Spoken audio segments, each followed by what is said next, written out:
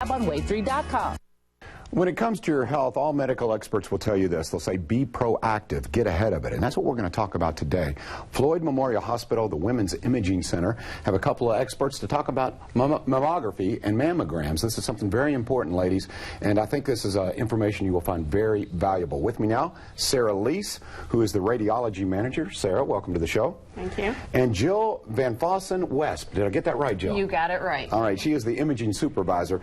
This is neat because when it comes to medical advancements, what I have found, and I think, Sarah, you would say this is true, is the better the technology, maybe the better outcome, correct?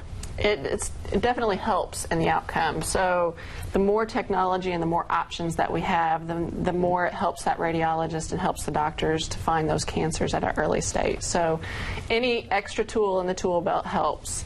All right, so let's cut to the chase here, Jill. How are 3D mammograms better and different than 2D imaging, 2D mammograms? I'll say it in layman's terms. When you come in for 2D, it's the standard of care right now, and it's like looking at a book. You look at the cover of the book, and you just see, the top cover. With 3D, what you're going to do is you're going to flip through the pages. And by flipping through the pages, the radiologist is going to be able to see slice by slice. So what helps is if there's something there, they'll be able to determine if it's actually density or if it's just overlapping breast tissue or if there's anything actually within the breast. Interesting. Now, I've read conflicting information. Because I'm a husband and concerned about my wife's health, and she has had a little bit of breast cancer in her family history, I'm always concerned. And so I'm wondering, what is the threshold? What is the age group? Who should get a mammogram? It's recommended that anybody over 40 starts having mammograms annually. If you've had a mother that's had breast cancer, let's say she's had it at 45, then her daughter would want to start her mammograms at 35, 10 years prior to her diagnosis, or at the age of 40, whichever comes first. So it's open for every woman. 3D mammography is geared for those women that have dense breasts, or the women that have a high risk. They have a lot of breast cancer in their family. The dense breast, it's harder to see when you have that whole picture, but if you're looking at it slice by slice, then you can actually see through that density to look for those cancers. Okay, interesting. Jill, now, so from what I understand, 3D imaging gives you biopsy capabilities. What does that mean when you say this will give us biopsy capabilities? Well, you can have different type of biopsies done.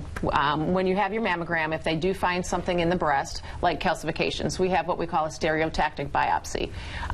But now with this 3D, we actually have a unit that will be attached right to the 3D unit that we have. And so if you came in and they found something in your breast with 3D mammography and they couldn't see it on 2D, we're going to be the only hospital within 100 miles or so that is going to have the capabilities of being able to go in and biopsy it with a 3D machine. All right, and you're seeing some nice B-roll on the technology that you will only get at Floyd Memorial Hospital here. I'm curious, Sarah, I know you've explained this, but help me out. If you're talking to someone and they ask you the very simple question of, okay, I've had 2D done, should I go ahead and have 3D? Do you think it's that big of a difference to whereas if someone has had 2D imaging to go ahead and go 3D imaging, depending on what, their history, the likelihood of developing breast cancer? That's correct. So at this point, 3D hasn't replaced 2D. 2D is still the gold standard of getting your mammogram, and it's definitely better than not doing anything at all. What 3D does is it gives them that extra tool, that extra help to look through, just like there's other options such as breast ultrasound or MRI of the breast. Those are other tools that help the radiologist find those cancers. So 3D is an extra tool at this point that's helping those radiologists find the cancers. At this point, it's not replacing. 2D is still the standard. So, Jill, when we talk about breast cancer and breast cancer detection, it goes back to the being proactive. It's all about detection early. Absolutely. So, in that regard, detecting earlier than maybe 2D imaging, is 3D imaging more effective? As of right now, they are saying yes, that it does detect smaller breast cancers earlier. And it's just, I think it's better for the heterogeneously dense and dense breast tissue. I'm curious, Jill, because you all have seen quite a few patients. Obviously, you've definitely, as an expert in the field, you would know the difference between the two here. So have you seen times when you go, okay, 3D imaging did make a difference in this particular case? And both of you weigh in on that. I see you saying, yeah. I see Jill going, yes. Sarah? Yeah, Jill, go ahead. I use it because I work with patients. I'm a working supervisor, so I do get to see this quite often. And we're not having as many callbacks because of it. Again, because with the flipping through the pages or looking through the slices, something that might have looked like something like a nodule on a 2D does not look like that on the 3D. So you don't have to call them back for extra pictures, or we can see it better, and we do find something a little bit smaller. Keep those images up there if you don't mind, because I'm going to ask you, Sarah. Okay, Sarah, now what are we looking at exactly here? Obviously, the imaging of a breast, but is this the difference between 3D and 2D, or is this just exactly what you see when she talks about slices? Correct. So it's almost like a CT or an MRI that you would, when you refer to as slices. So it's looking, that 2D is the entire breast from the top to the bottom, all in one picture.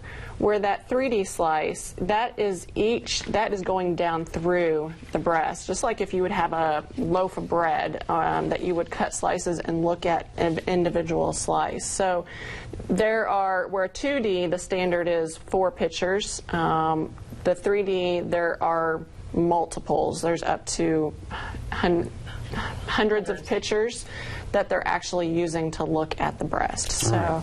With that being said, you still only take 4 pictures total, 2 in one view and 2 in another, but that's when you get the slices with the 3D. So that gives you all the slices all together. You know, not that I have this conversation every day, but every time I talk to a woman about getting breast exams and mammograms, they talk about how painful it is.